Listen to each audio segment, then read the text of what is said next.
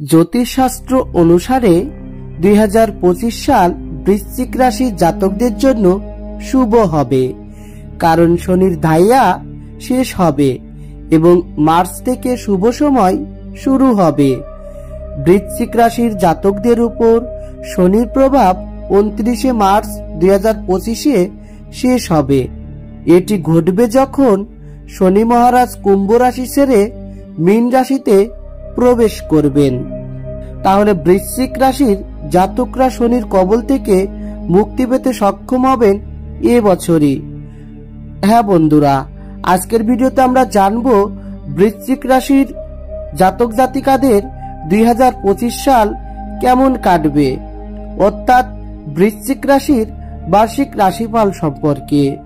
চলুন সেই বিষয়ে বিস্তারিতভাবে জেনে নেওয়া যাক। নমস্কার বন্ধুরা, স্বাগত জানাই নতুন আরেকটি ভিডিওতে। তার আগে আপনি যদি আমাদের চ্যানেলে নতুন হয়ে থাকেন তাহলে আমাদের চ্যানেলটি সাবস্ক্রাইব করুন এবং সর্বপ্রথম আমাদের ভিডিওগুলো পেতে পাশে থাকা বেল আইকনটি ক্লিক করুন।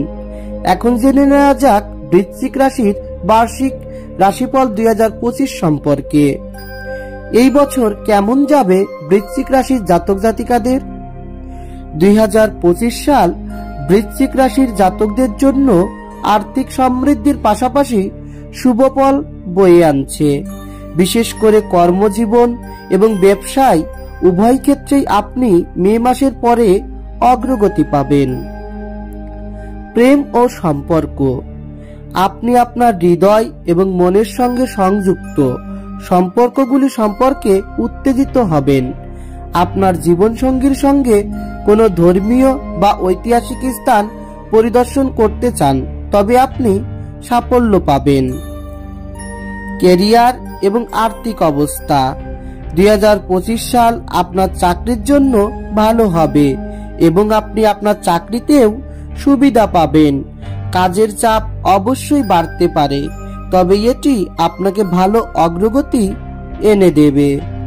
স্বাস্থ্য, 2025 সালে স্বাস্থ্যের দিক থেকে খুব বেশি সমস্যা হবে না, তবে মার্চ মাসে হার্ট ও ফুসফুস সংক্রান্ত কোনো পুরনো সমস্যা আবার দেখা দিতে পারে।